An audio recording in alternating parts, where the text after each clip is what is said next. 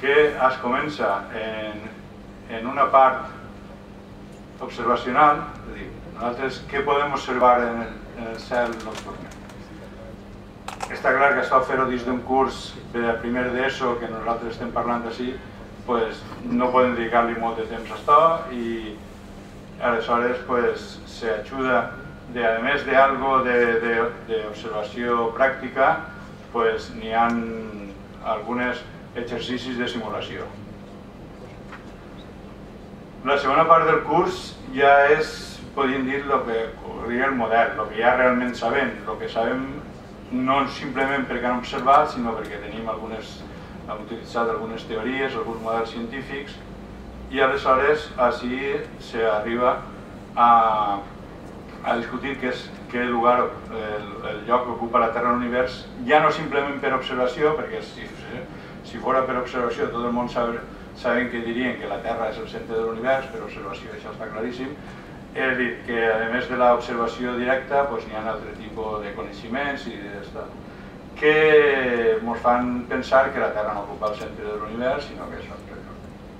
Bé, sí que vos tinc que comentar com li se dona aquesta informació a l'alumne. Està clar que aquesta informació a l'alumne la podíem fer tipus llibre de text, donar-li unes fotocòpies, uns PDFs, algo a l'alumne que s'ho llegirà i tal.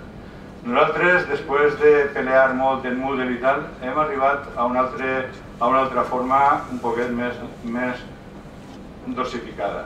És a dir, nosaltres el que hem fet és, per exemple, vaig ensenyar-vos així, anar donant-los un poquet d'informació.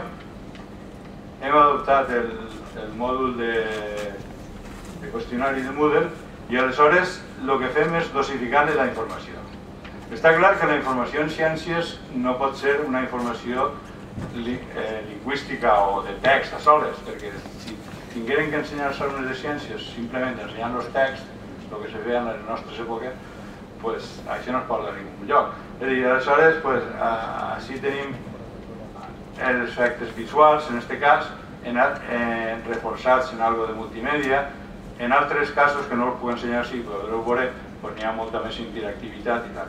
I aleshores, després d'aquesta xicoteta dosis d'informació que li donem a l'alumne, tenim la pregunta, una xicoteta pregunta. En aquest cas, les preguntes són òbvies o tal, però després, a mesura que se desenvolupa el tema, les preguntes són un poquet més interessants que aquestes. Aleshores, aquesta és la forma que nosaltres hem decidit d'interaccionar amb l'alumne. Donar-li xicotetes quantitats d'informació i a cada pas controlar si aquesta informació ha sigut ben rebuda per l'alumne. Bé, 3 minuts.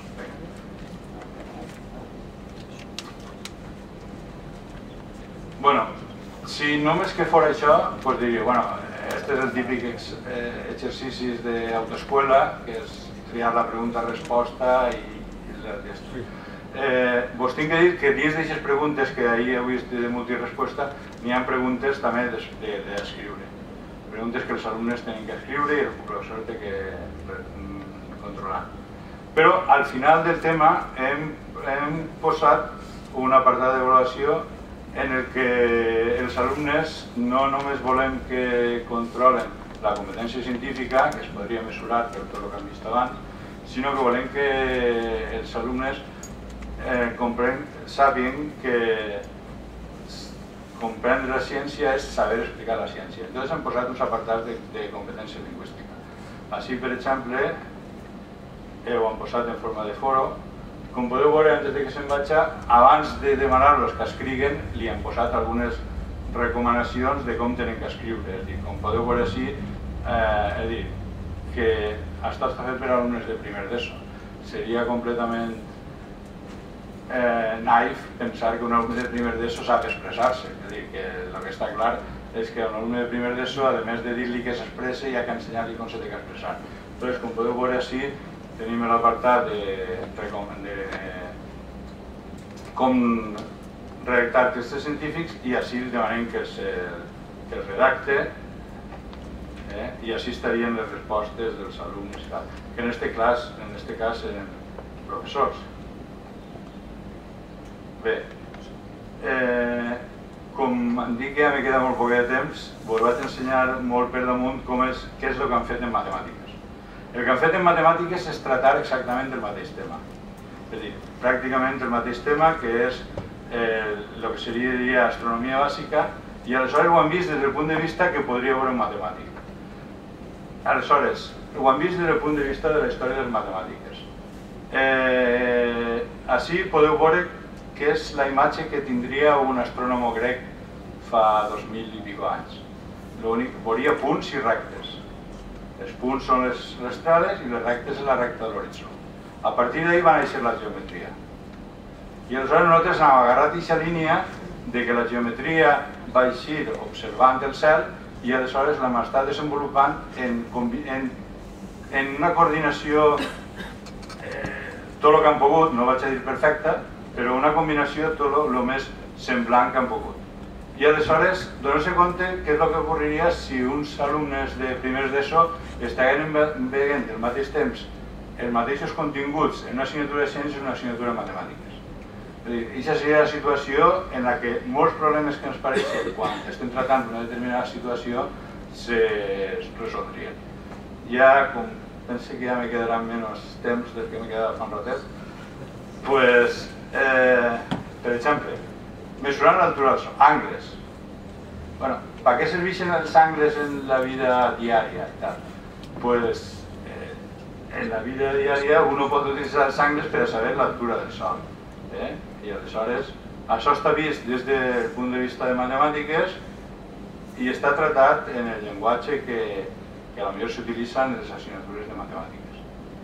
És a dir, que ja resumint, perquè no sé si me quedarà molt de temps, la idea central d'això és, per un costat, utilitzar els recursos multimèdia. Heu vist que tot són simulacions flash, n'hi ha molta simulació GeoGebra i també, incrustar-les dins d'un format Moodle i després combinar-les entre assignatures distintes.